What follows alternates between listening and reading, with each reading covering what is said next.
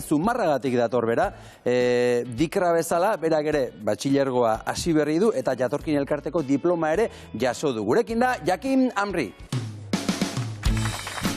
Kaixo. Ongi etorri, Jakin. Saldeon.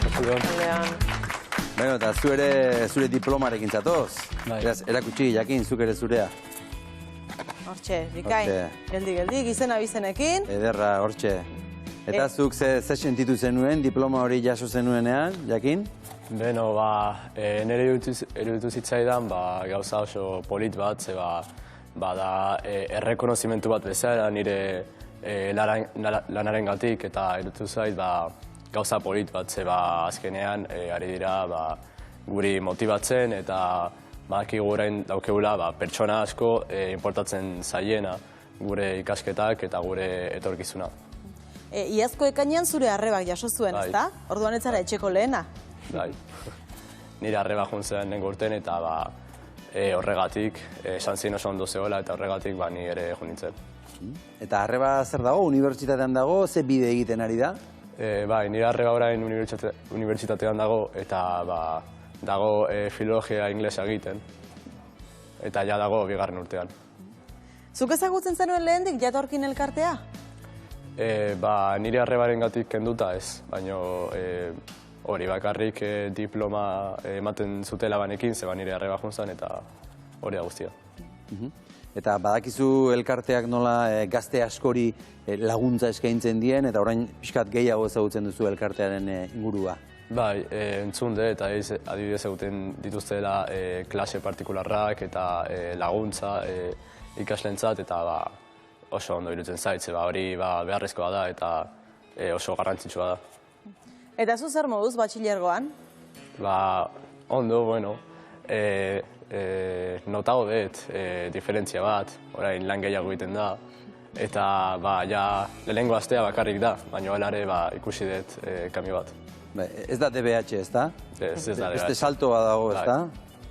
Baina gustora motibatuta, eta ze batxiler mota aukeratu duzuzuk? Zientziak egiten ari naiz eta ni hartu ditut biologia eta anatomia eta hori biosanitarioa pixka bat.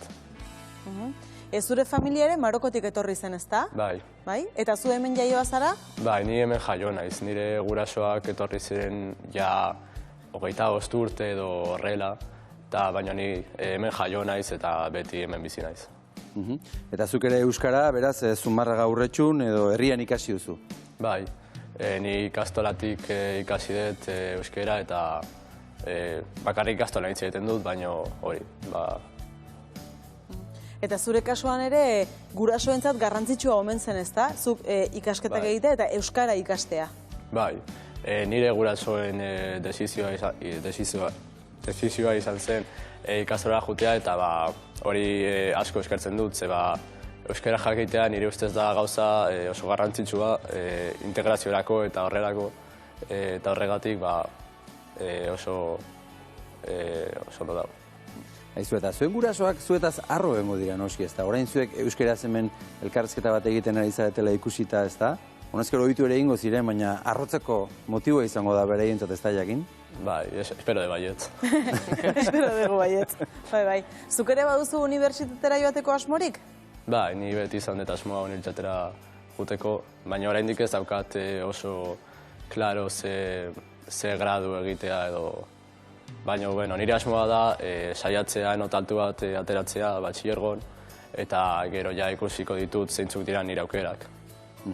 Zuk daukazu arrebaren bidea hortxe, ez da beti ere galderak egiteko, zalantzak argitzeko berak ere lagunduko dizu horrelakoetan, ez?